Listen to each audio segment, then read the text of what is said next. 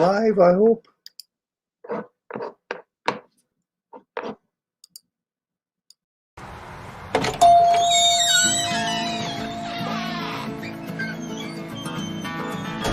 Hey folks, welcome to Myers Metal Detectors, located in sunny Tampa, Florida, where we sell nothing but fun and adventures, treasure hunting gear, and anything you can imagine for metal detecting. Give us a call, 813-237-1939. Happy hunting and dig deeper. Live from sunny Florida, it's Treasure Talk. Welcome, folks. Hopefully we're live. What a rough start that was. Oh my goodness. Jeff must know what he's doing. You'll get it down, Pat. In 10 years, probably. But I think we're live now, aren't we, Joe? Yes, sir. Okay. All right, friends. Well, let's get started because we've got an exciting guest from Garrett Metal Detectors. And let me just run through everything we have to run through. And first of all, today's show is brought to you by your friends at Myers Metal Detectors, where we not only sell fun, but we sell adventure. And I hope that's one of the Myers Metal Detector cups there, isn't it? Turvis. Nice, Joe. Yeah. Way to stick our name there. Perfect. I'm representing, but that's iced tea there too, folks. And let me keep going. The views, thoughts, and opinions expressed by the Treasure Talk guests to Phil Myers, Jocelyn Myers, Jeff Monin, or Joe Vizzi, or Myers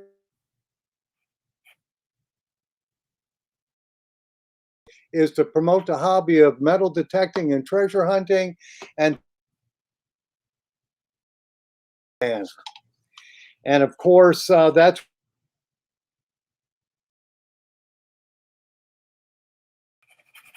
and I'm going to go ahead and bring him on. So let's see if we can do that. Oh, but before we do that, folks, if you're in the Tampa Bay area, tomorrow night is the West State Archaeological Society member meeting for I guess we're metal detecting, metal detecting club meeting, which I'm tongue tied here, for September. And our guest is Carl Fismer, Captain Carl Fismer. So if you're in the Tampa Bay area, stop into that meeting. It's on social media, and it's on the WSAS.club website. Thank you. Boy, I'm really messing up tonight.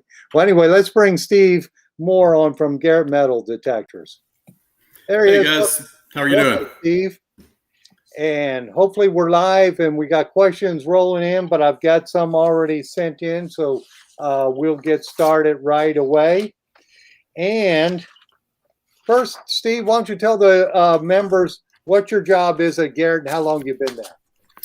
Yeah, I am the marketing director for Garrett Metal Detectors, and I have been with the company, oh gosh, almost 16 years now. So it's been quite a while. I was actually there when Charles Garrett was still with us and got to metal detect with him a few times. So learned a lot from him, and we try to just carry forward with some of the principles he put in place, Absolutely. Yeah. That's awesome that you got to hunt with Charles Garrett. And for our members, we were going to have Vaughn with us, but he had scheduling conflict, so he's not going to be here with us tonight. But we will, I'm sure Jeff will invite him to come on another night. We actually got the main guy, Steve Moore, with us tonight. Yeah, no, don't tell Vaughn that. He may listen in, and I may be in trouble tomorrow. Well, I see you often, Steve, with KG and Ringy, and that was some of the questions that we had. And I'll ask those just to get them out of the way. And I guess Mike Mayo is asking, who would you rather detect with, KG or Ringy? Oh, that's a trick question there. I've had good times with both those guys. George and I have done some fishing together and gone out to his place a couple times. I've been to Ringy's place. So both good guys. We both had some different adventures individually. And then as a group, we're kind of like brothers when we get together, Yeah, I think both of those guys are just excellent for representing Garrett Metal Detectors. They're just super nice folks. And any event that I've been at with them, they're just incredible. to the Yeah. public. They just are good guys to represent your company. So I don't think you can go wrong with them. Yeah, people have different impressions because, oh, they're TV stars and it's all fake and it's all staged for TV, but they're actually really good hunters and they find the things that they find. And, they had their experience on TV, but now when you go out with them, it's just about, we're going to go out and we're going to search hard and really get after it. And they're dedicated to what they do and they're good at their searches. Yeah, I miss their. Go ahead, Joe. No, they're excellent, both of them. I actually follow them on YouTube, Anaconda Treasures, so they're really, really entertaining. I follow quite a few of the Garrett folks. Aquachigger, I follow him. I follow Nuggin Noggin. That kid he's a good detector too. Very good. Yeah, we got a lot of good folks at different backgrounds that like to use Garrett detectors and have been loyal to us for a long time. And we appreciate all those guys. We feel like they're almost like family members, Right. They represent you well. I know that KG and Ringy, some people might think that the stuff they found they didn't find, but if you watched their program, you saw all the junk they dug too.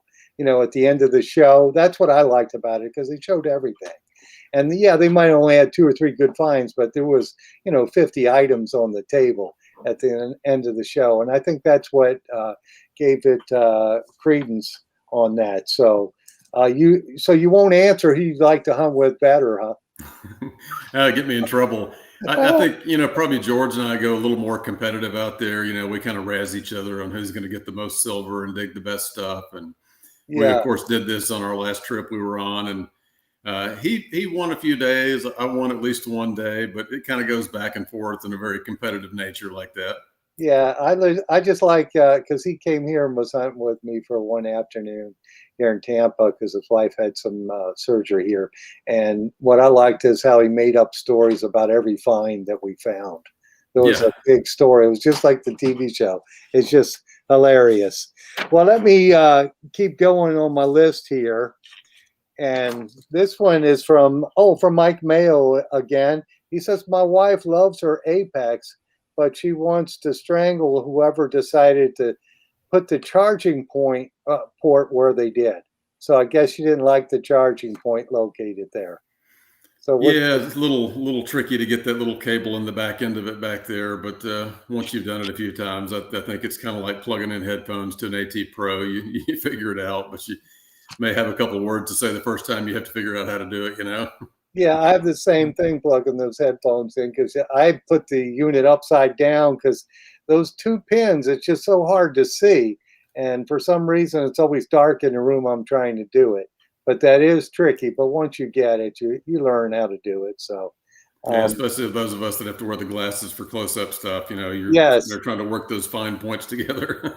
Absolutely. So tell us about, since folks, we're going to have a little contest tonight. And all we want you to do, since Jeff is not here, all we want you to do, and we're going to do a drawing for the new Garrett shovel. Tell us about that. Yeah, I should have ran at the garage and grabbed one, but I don't know if you can see my phone or not here, if I can get it in the right position. Yeah, there's the Razor shovel, which is on our website. It's a brand new shovel from Garrett, full length relic digging shovel, if you will, but you could also use it at the beach if you were, wanting to dig in the dry sand. But it's got razor sharp teeth on it, perfect for cutting a little plug in a front yard. Yeah. So it's not so massive like you see some of these big, Home Depot shovels that some people carry out to the field. You can make a nice plug. You can dig a deep hole, and very robust. Got the name, kind of embossed into it, and we like it a lot. It was actually from the Whites lineup, and we just modified it. They had an orange shovel, and they wanted us to continue an accessory or two. So we took that one, changed the color, put Garrett on there instead of Whites, and just extended the teeth a little bit on there. And I love it. I mean, it's a great shovel. So if you guys want to do a giveaway tonight, shoot me an address and we'll mail out one to one of your lucky winners. Okay. And folks, tonight, since Jeff is not here, we just decided to do this impromptu.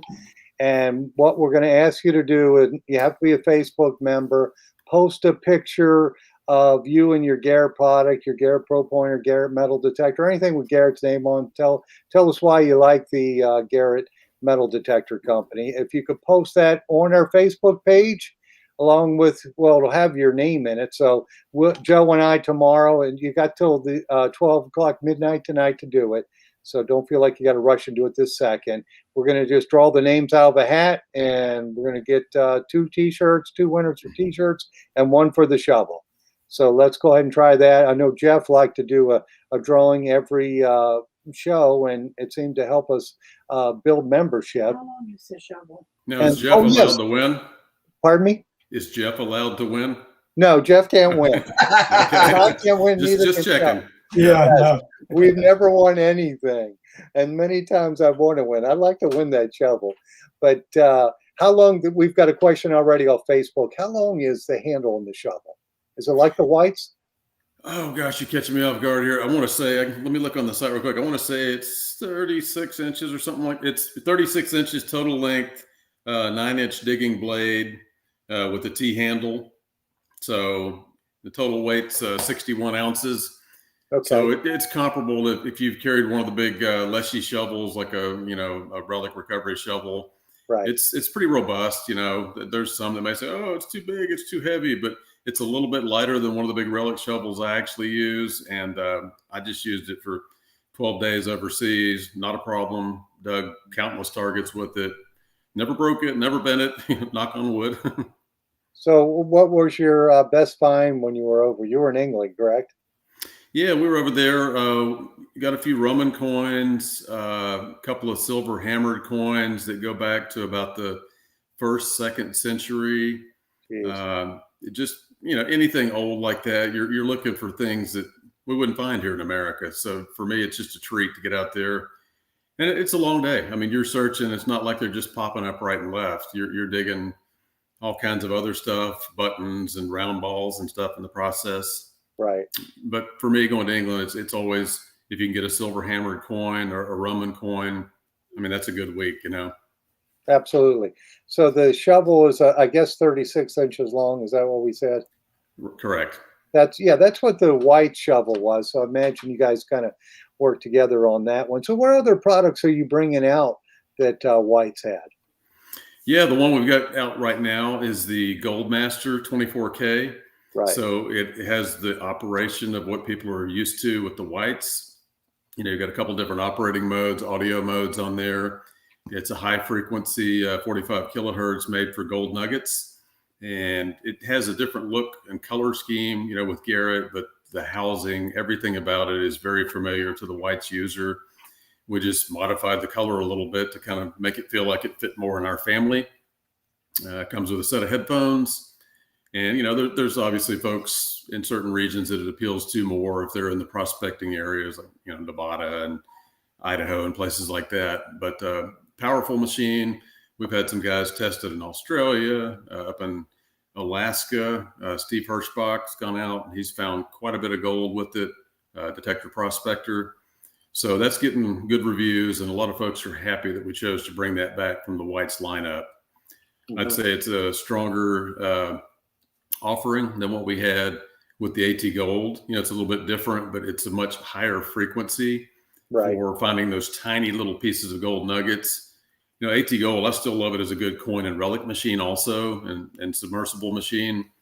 But for tiny nuggets, the two don't really compare on that high frequency ability. Right. And what was the kilohertz on that? Was it 48 or? I believe it was 45 kilohertz. 45 kilohertz. Okay.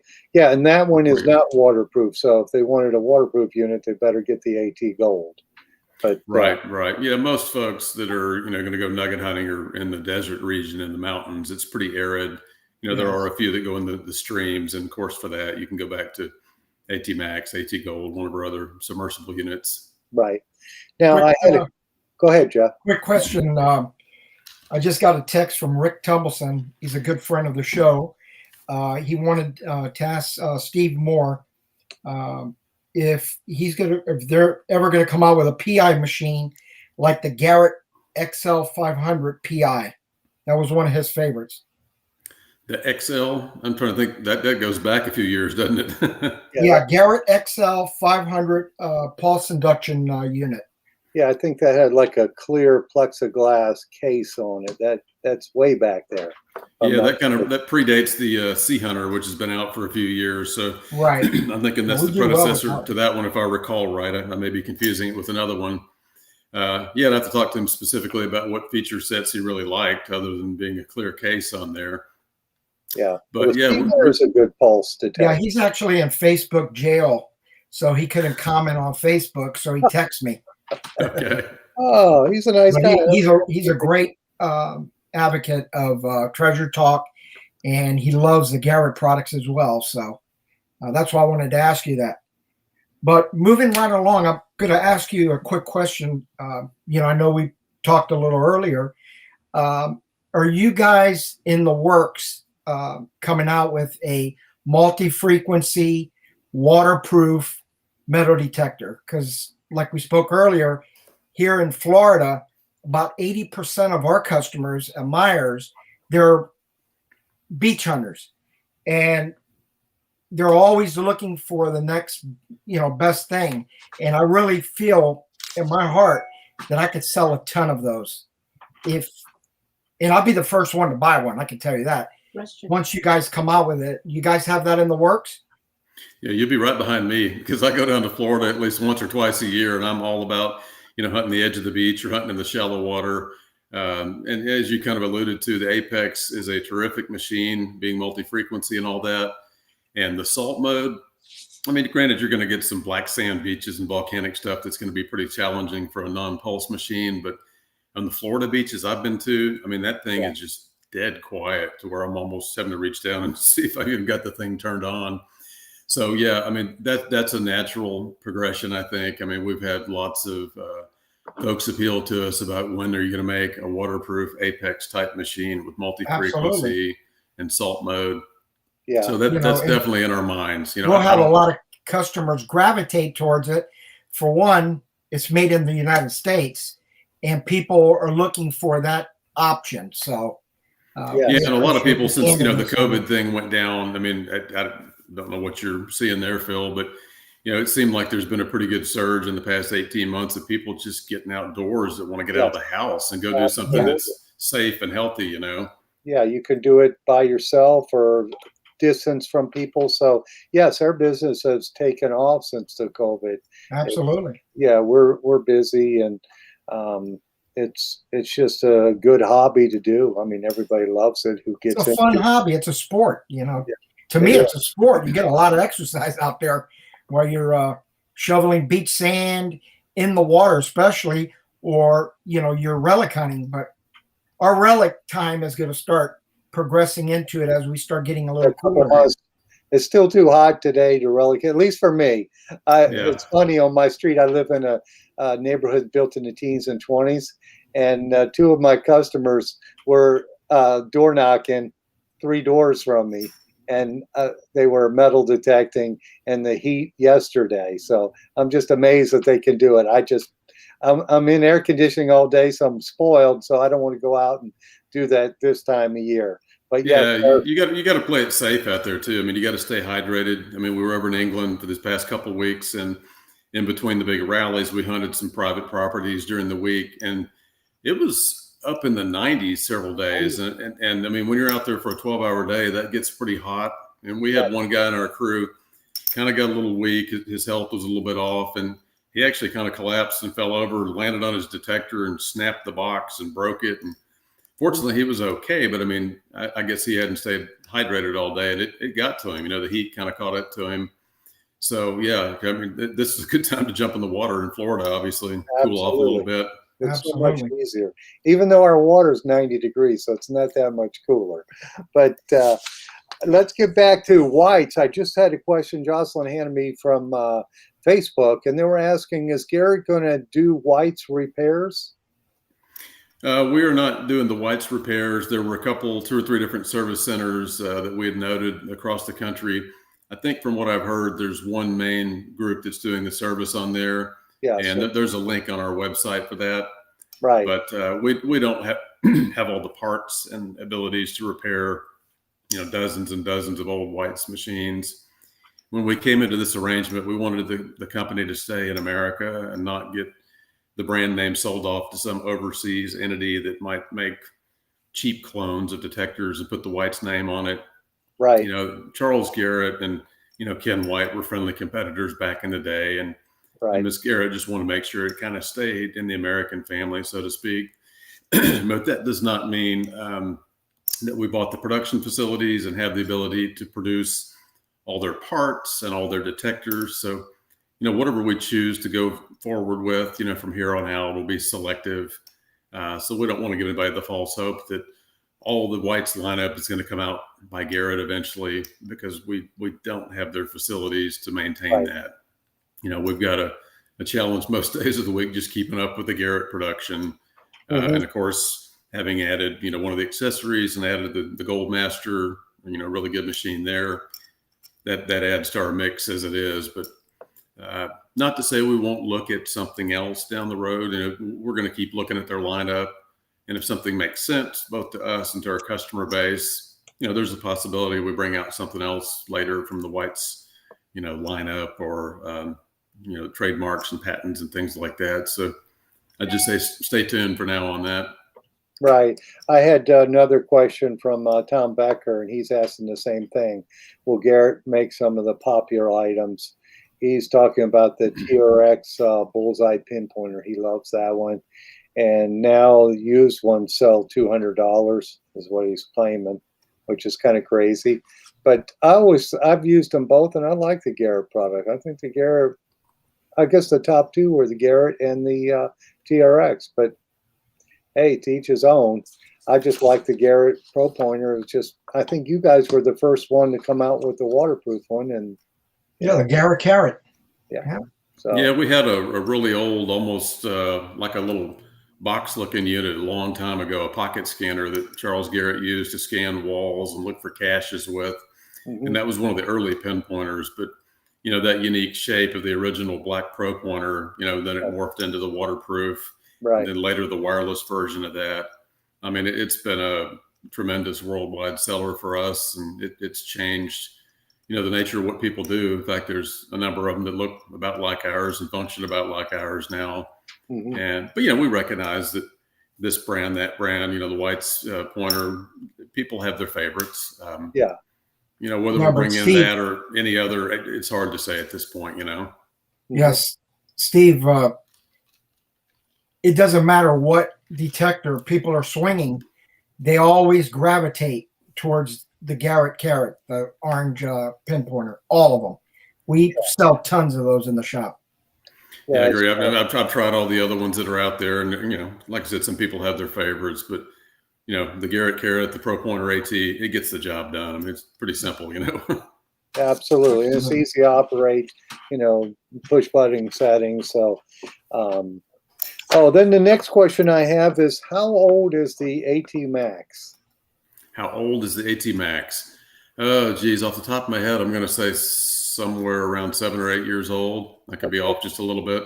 And then the Ace Apex, that's been out for what, a year or two? We released that before COVID, so I guess it's probably approaching its second year birthday. Yeah. Back April of 19. Yeah, I guess 2 years. Yeah. Yeah, so I guess it is time to bring out the waterproof multi-frequency detector, right, Joe? Absolutely. Hands up for that one.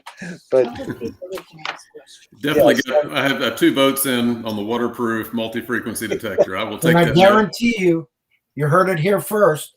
I will sell a ton of those. Absolutely. We'll hold you to that, Joe. So be careful. Yeah, he will. He'll go for it.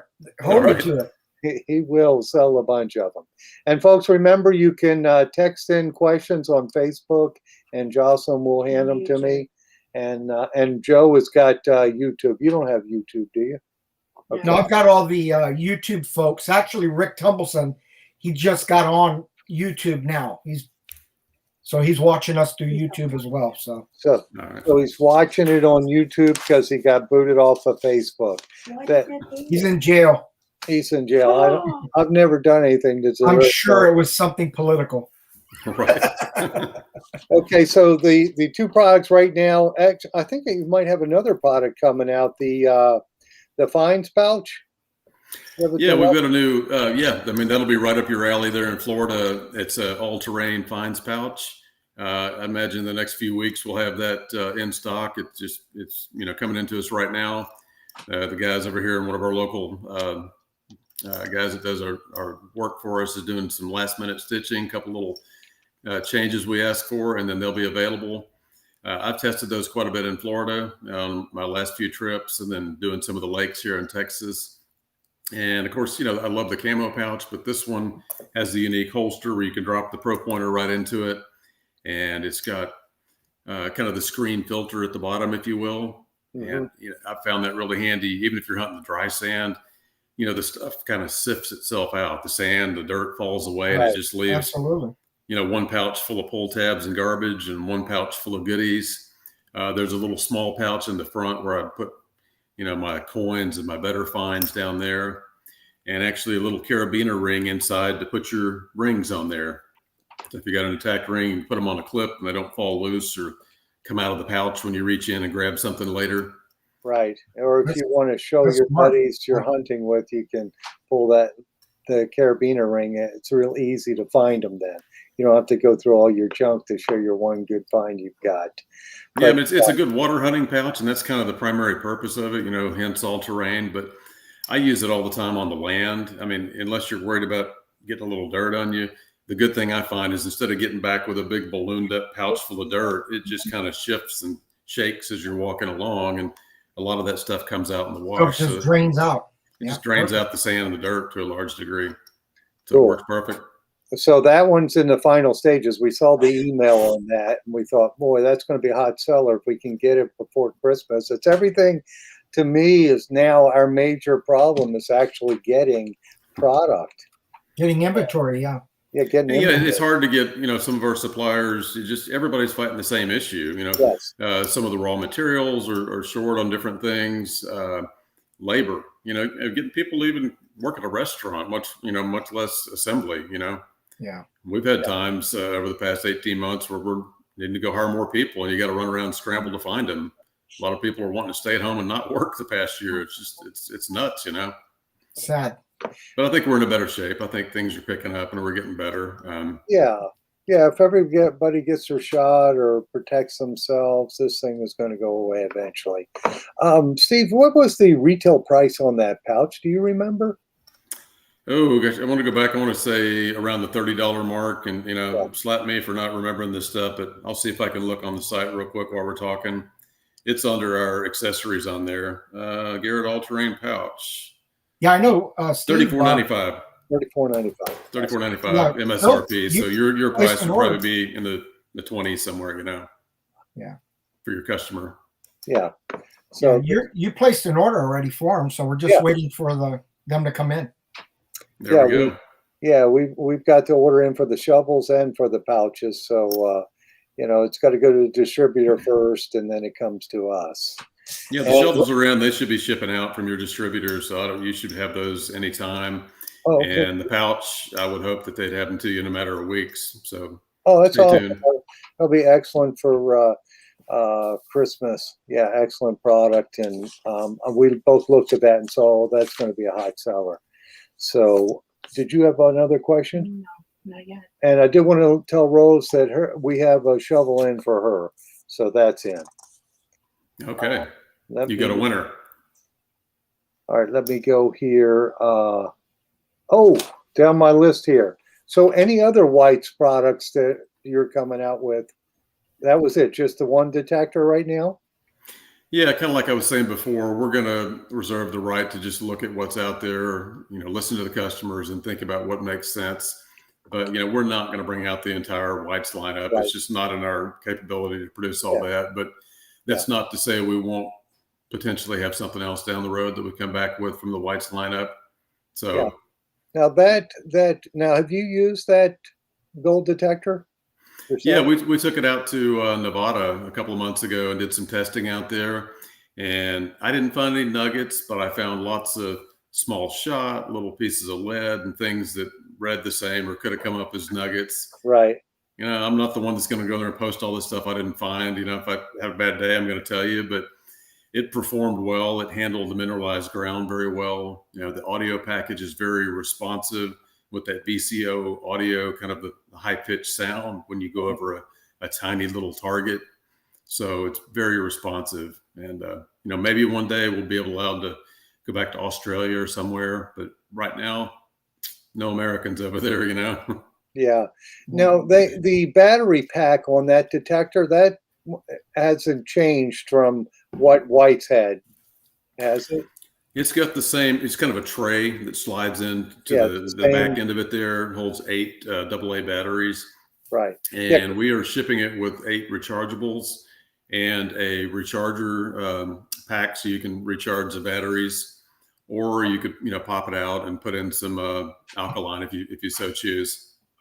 Yeah, so that battery pack is the same as other White's detectors. Right.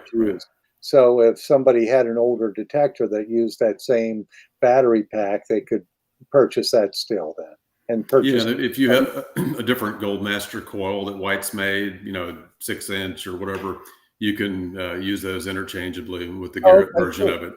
Yeah, absolutely. So that's good news for White's metal detectors who want to keep like their old, I think it was the Coin Master GT, and there's a few other ones who use that same battery pack.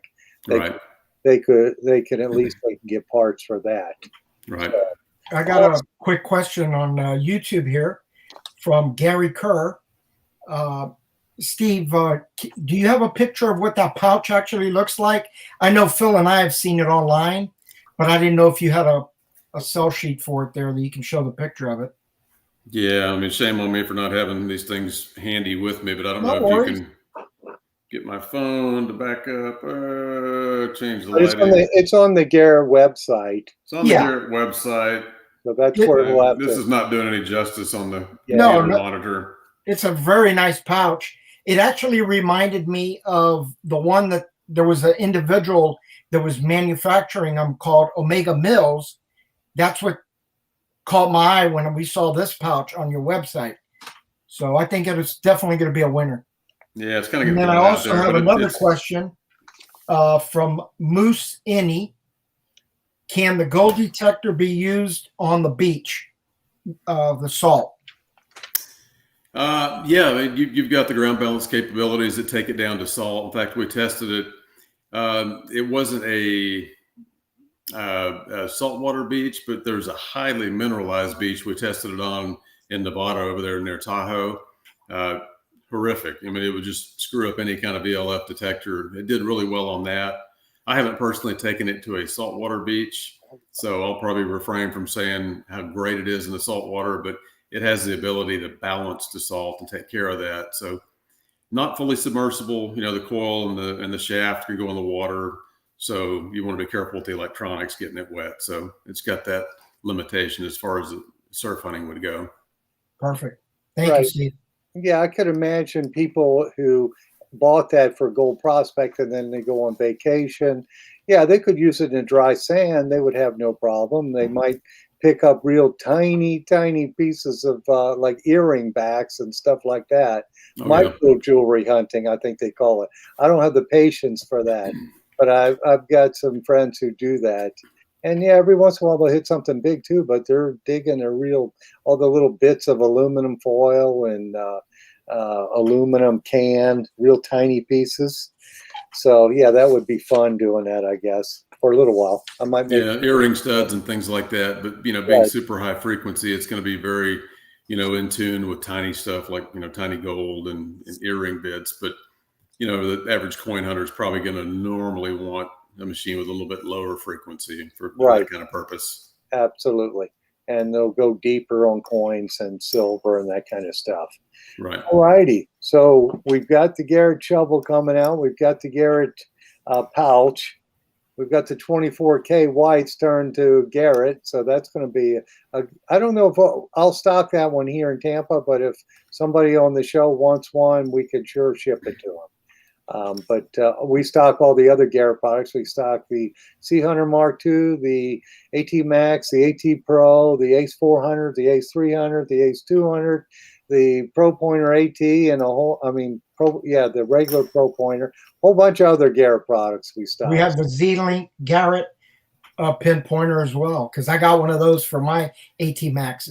Yeah, you like that setup, don't you, Joe? Yeah. Oh, that's why I was telling Steve I want the multi-frequency waterproof detector, and I'll show that off everywhere. Believe me. Yeah, and then make sure when you're doing that, I'm putting my request in. Make sure it works with the Z-Link, because that Z-Link is just awesome. Oh yeah, that's nice. And the Z-Link pinpointer, and then you'll have cornered the market there. Yep, and Z-Link's definitely the fastest technology out there. I mean, Bluetooth has picked up in speed over the past year on some of the newer releases, but it still hasn't caught up to the Z-Link speed. So as far as being right on a target, hearing it as you swing over it at a good speed, I mean, that's the way to go with the Z-Link. So nothing's beat it yet. Yeah, absolutely. All right, so this question, and we've talked about this a little bit, is Garrett going to continue with the White's PI detectors? They had some, the Surfmaster or the Beach Hunter PI. Had you guys looked at those? Yeah, like I've kind of alluded to with that question before, we're going to look at everything that's in the lineup, which one we may choose to bring in next, remains to be seen. So I can't make any promises on what, if anything, we might bring in from White's, but the possibility's there. I mean, that and other new releases from Garrett, as our own entity, right? Kind of balance between what we might do with White's or not do. But yes. And how did that all come about that you guys purchased White's? Well, we kind of saw the signs during COVID that things were not going well with the company and they were not going to make it. So the Garrett family decided to step in and purchase some of the branding and trademark rights and opportunity, to produce various detectors. One, just to make sure it stayed in America, yes, and didn't go outside to some Asian company that might put it on Alibaba or eBay for $100 a machine that was just going to be garbage. I mean, other brands have been ripped off. Garrett's been ripped off. You can go online and see a Pro Pointer AT for $39, and if you buy it and it doesn't work, you probably should have wondered why it was that cheap to begin with. So there's some unscrupulous people out there, and we wanted to make sure that the White's brand did not end up that way. We can't make everybody happy by buying their production facility and keeping it all going, but we want to at least make sure the brand, stays in American hands and is well thought of.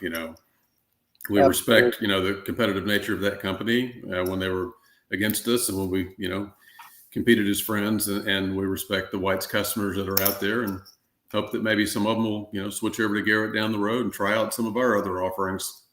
Absolutely. Well, Garrett has a loyal fan base for sure. And White's did too. Some White's people, they don't want to look at any, they'll have their XLT, and that's been, out of production for probably at least 10 years, probably 15. And that's all they want. They don't want anything else. They just like that detector. But Garrett's customer base is the same. They're very loyal to, and I think it has to do with Made in America. A lot of people, even with all this COVID thing going on, for sure now more than ever, everybody's looking for the Made in America sign. So hopefully Garrett will come out with some newer products that, like Joe and I had talked about. I think we'll sell a lot more of them for sure. I think it'll fit perfectly in this Florida atmosphere from both sides, East Coast and West Coast. Yeah, I'm excited about the future, and we're going to hold true to our principles. What Charles and Eleanor Garrett did in the early 1960s, getting the company going, was we're going to put out the best possible metal detectors that we can make, put them out at a fair price for everybody, and we're going to support those with the best possible customer service. So if there's a problem, hey, let's step in and take care of it. Otherwise, let's answer questions. Let's be helpful. Today that equates to little short 1 and 2 minute training videos on the website, how to find a serial number, how to pair up headphones, how to do this, how to do that. A lot of it's on our website. If you go look under our learning series of videos, if not, call our customer service folks. They're there, business hours during the week, and they're excellent at what they do, answering questions, solving problems, trying to make people happy, Absolutely. Well, we try to make sure our customers don't have to call you guys. We want them to walk out the door ready to swing a detector and find some treasure. That's what our goal is, to make them not need to call you, but it's nice to know that you guys got the 800 number they can call and talk to somebody. And I know I've, on a rare occasion, had to deal with your customer service department, and it's always been a pleasure. I mean, always, everything was really fast. Something happened in shipping and they got me the product right away. So, I mean, that's always good to hear. And as you guys know, being a full service shop like you are, a lot of it is just the hands-on, the knowledge that you guys are actually users, not just Garrett, but other brands and pulse machines, VLF machines, pinpointers. And, probably, I don't want to say 90%, but maybe 50% of the questions, it's just not understanding what they've got, how to operate it, something basic that you can take them outside the shop and show them in, a couple of minutes what to do. And, if it's beyond that, you may be able to fix it yourself. If not, call on the manufacturer and have us take care of it, Absolutely. Now, you had talked a little bit about counterfeits, and you guys aren't having those issues anymore, or you still have it? Oh, I don't think those will ever go away. I mean, they have counterfeit Ford trucks overseas. I mean, they will mass produce anything that's sold in any kind of volume. It's an ongoing fight. Yes. I mean, the easiest thing to do is to shut down the imports coming into America if they're claiming to be made in America and all this other stuff, and they're clearly not.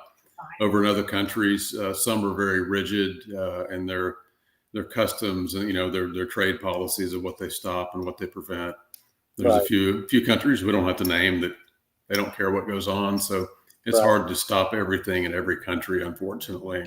Well, that's why it's important for the customer to buy from an authorized Garrett dealer, which that's what we are, and we'll never steer you wrong. We'll show you exactly how to use it. And Joe does this too, because he's an expert with his Atmax, so they can walk out the door. And I have people come in with their Garrett Pro Pointer AT and not know how to change the sensitivity on it.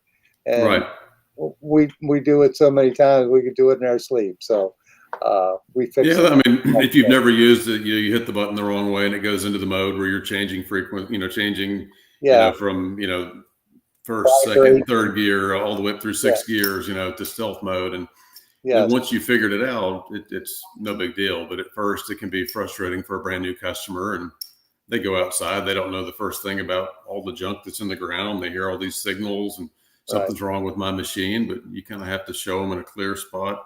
Right. Here's what you do. Here's how you set it up. And it's having the knowledge that you guys have. Right. Tell them where the sensitivity is at, turn it down a little bit to get started. And folks, we had somebody ask if we're drawing. What Joe and I are asking you to do is just take a picture of your Garrett product and put it on our Facebook page if you could. And since Jeff is not here and we don't have the random name picker, we're just going to take the names of anybody who posts a picture of the Garrett product. We're going to put it in a hat and we're going to pull a name. And we may even try to do that live on Facebook if we can figure that out. You think we can do that, Joe? Yeah, you can do it. Yeah, so we'll do that. We'll put the names in. Yeah, we can do it. All right. He does such a good job on this, and he does his stream perfectly. And I kind of mess it up 2 times. I've done it 2 times. I've messed it up. But we have a good time anyway. All righty. So, Steve, one of the questions we just had was, are you writing another book? Oh, I'm forever writing another book. I think the next one that comes out is in early November. It's a World War II story, aircraft carrier battles in 1942.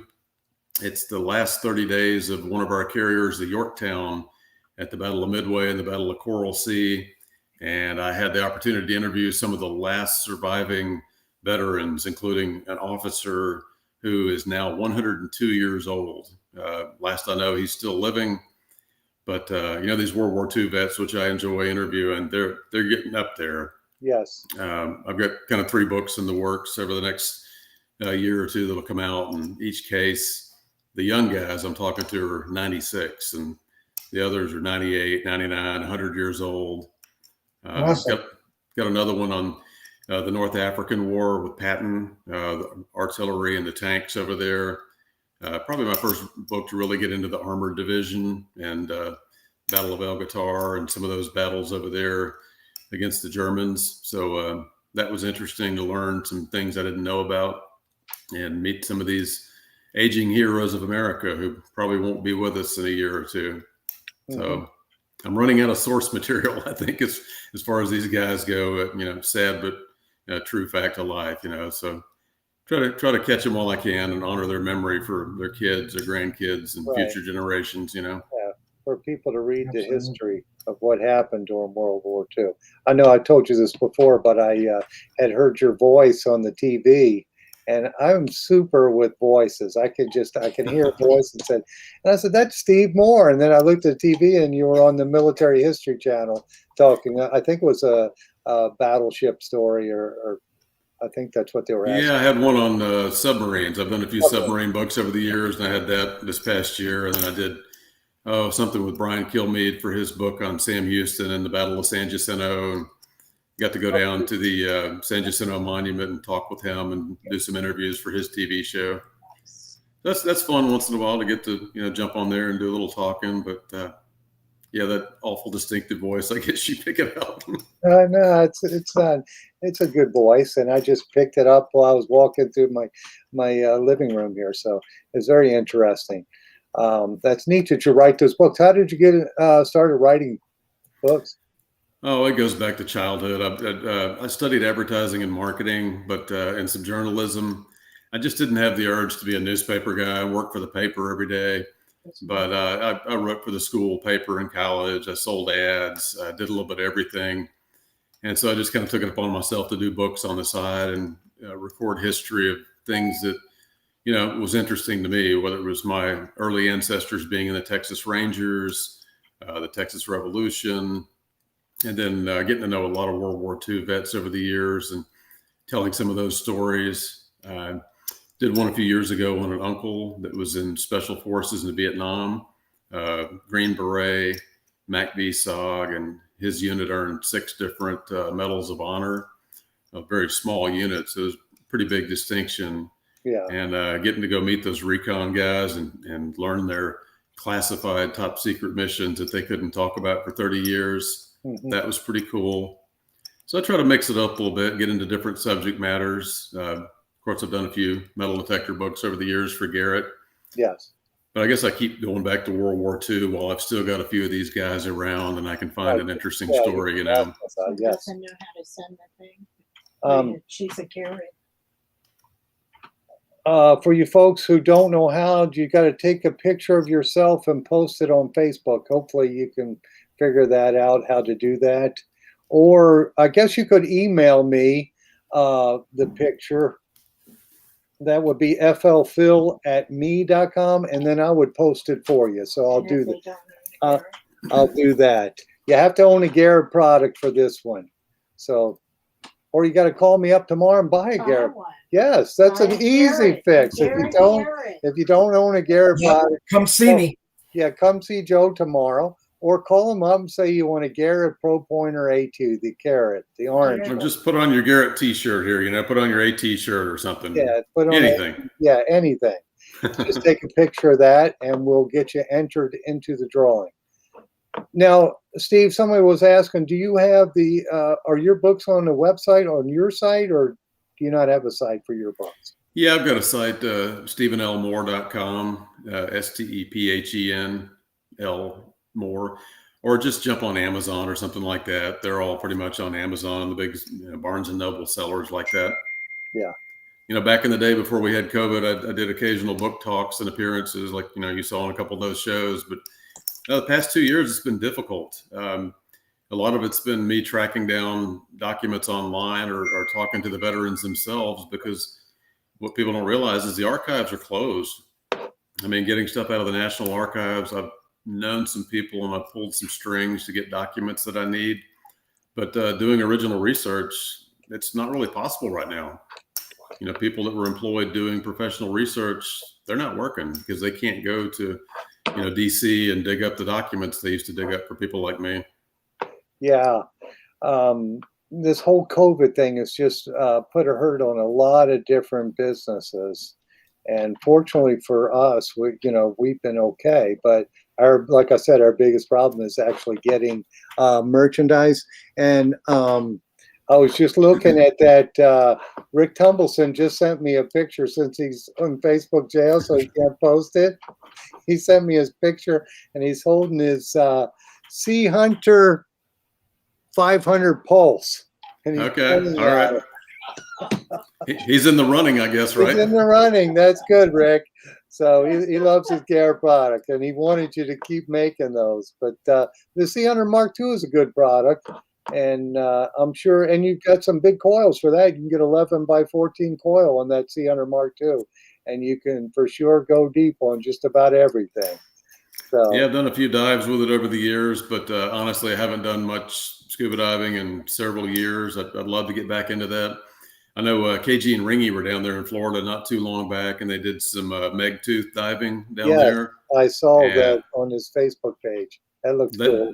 They might have rubbed that in my face just a little bit that I wasn't there with them, and maybe I should have been. So that looked like a pretty awesome, different kind of treasure adventure, Yeah, it is different. We have in our metal detecting club, which, by the way, meets tomorrow night, folks, here in Tampa. There's a lot of fossil hunters, and they're into fossil diving or going to the Peace River. Rick Tumbleson actually is a big time into the fossils too, and they just love that, getting in there. I'm a little antsy about the alligators in the Peace River, but they say, oh, they'll leave you alone, but they're twice my size, so I don't know. I think it's all about being outdoors and just like an adventure. One of my buddies from work, Rusty's taken me out fossil hunting a couple times in the rivers, and that's a very cool experience. We did some kayaking over the summer, some of my family on the Brazos, and found a few artifacts there. And then my son, with the scouts, they got into geocaching, and so I've gone out with him, and he goes searching in the forest for caches, and it's all the quest of looking for lost or hidden stuff, I guess you could say, Absolutely. Joe, did you have any more questions on YouTube? No. Okay. All right, cool. Not at this moment. We wore them out. Yeah, I guess we did. I want to remind folks, my email is flphil@me.com, flphil@me.com. So if you can't post it on Facebook, just send me the picture and I'll post it, and we'll enter your name in the drawing. We're going to pick, I guess, 3 winners, one for the Garrett shovel and 2 t-shirts we'll ship out. So that's awesome. We can do that even though Jeff's not here, because he runs all this for me. I don't do it. But like I said, he's over in Colchester, and he texted me a picture of his gold stater. I don't know if he found it or who found it, but he found some hammered coins, silver coins, and different things. So I don't know if he found that gold stater or one of his friends did. Yeah, Mark Thomas is saying that Jeff did. What's that? Mark Thomas over here on YouTube is stating that Jeff found the stater. Oh, Jeff found the stater. Well, congratulations, Jeff. That's awesome. So he found his gold coin. See, I've never found a gold coin. I know you have. You found the, was it a $1 coin? Yeah, 1851 $1 coin, my one and only, and that's been years. But some folks are still looking for that first one, and congrats to Jeff on finding an awesome ancient gold coin like that. That's incredible, Yeah, it is. But you've got a lot more history over there. Now, when you were hunting, was there the areas you hunted? Was there much trash in the ground? Like we had. It depended on the places. There was one place we hunted that had a lot of old iron in the ground. It was more like an old settlement, so square nails and lots of junk. It wasn't as much modern trash, but you had to really kind of work through that to pick out some hammered coins. And then occasionally you find a good squeaker. I got an 1860 shilling, Queen Victoria, about the size of a quarter, and that thing just screamed. And some of that ground has the like potato-sized stones in it, so the coins don't necessarily go so deep. And you're thinking, oh, this is garbage. This is way too loud. Lo and behold, there's a nice silver coin there, just 3 inches deep. So you don't know. That ground over there holds World War I history, and then right below that's medieval, and right below that's Roman, and so on. So yeah, it's a treat. Yeah, it is interesting. I mean, we get excited if we get something from the 1800s. Right. And Yeah. over there, you might get 1,000 years. I used to have customers who would come over, and they come over on holiday, and they bring me Roman coins that were made out of like lead or something. Oh, these are common, and I just thought it was fascinating. It's 1,000 years old, Yeah. and they would just give it to me, and I'm thinking, geez, that's incredible. We get excited on a wee penny now. Yeah. So- But, Yeah, for me, exactly. silver is silver. I mean, I dug a little tiny 3 pence over there from the 1930s a couple of weeks ago, and it's just like a barber dime or something like that. But to me, I was just as excited as anything else because it was a small silver coin, and that's what Yeah. we look for in America. And you go to another country, silver, maybe it's older, maybe it's not, but it's Yeah. still a kick to find it. Absolutely, for sure. And did you have any other questions on the sheet, Joss? No, we just are, everybody's really enjoying the show. Yeah, everybody loves Garrett. That's the one comment that Jocelyn's saying is everybody loves Garrett. And could you give your email again? And they're asking for my email again. Okay, I don't have the little banner like Jeff has. Running by, he would do a banner, and it would have our text numbers and our email. But email me because the Treasure Talk email is not going across there. Mine's a little easier. It's flphil, FLPHIL @me.com. And it's just easier if we do it that way. And then I'll make Joe pull the names out of a hat tomorrow. You up for that, Joe? I'm definitely up for it. All right. And we're excited about getting the new Garrett products, the new pouches and shovels. So hopefully they'll come in quick. And we won't have any production delays like a lot of people are having right now. We appreciate everybody tuning in that likes Garrett, and we certainly appreciate our fans. I'm a little enthused that bigger events are finally starting to happen. People are still being cautious as they should be, but we came back from a couple of big ones over in England. They may have been, 10% smaller than what they might have been in past years, but still huge groups. I know I'm going to one in a few weeks up in New York. They've got the Dig Stock. Big stuff. Yes. That's supposed to be 600-700 people, something like that. So that'll be a large-sized event. Got Digging in Virginia coming up, the 50th in November. So I'm enthused to see that some of these groups are having things larger than just club-size hunts. And hopefully next year will be the year where we round the corner and open things back up again, Yeah, I hope so too, because it's tough. A lot of people don't get the socialization because our hobby. I mean, a lot of times the treasure is nice, but the treasure too is the people we meet along the way. Absolutely, that's exactly. I made so many friends just working at Phil's shop and in that club, the Tampa club. It's incredible. Yeah. I guess I could touch base on that also. The Charles Garrett hunt. We did get to have that this past year, and that was a big success. But as you know, I don't know what it's like where you are in Florida, but, we've had hot spots here over the past couple of months. And Dallas County, they put us back to where we've got the mask on in the office and having to go through precautions and all that kind of stuff again. And, I don't want to say it's getting better because there's still a lot of people sick, a lot of people getting sick. So instead of trying to plan for it in March and have the next one, we just decided, let's just let it sit. Let's just let it rest. And let's come back the next year and do it bigger and better than ever because, we had one 2 years ago. We had to cancel because of COVID.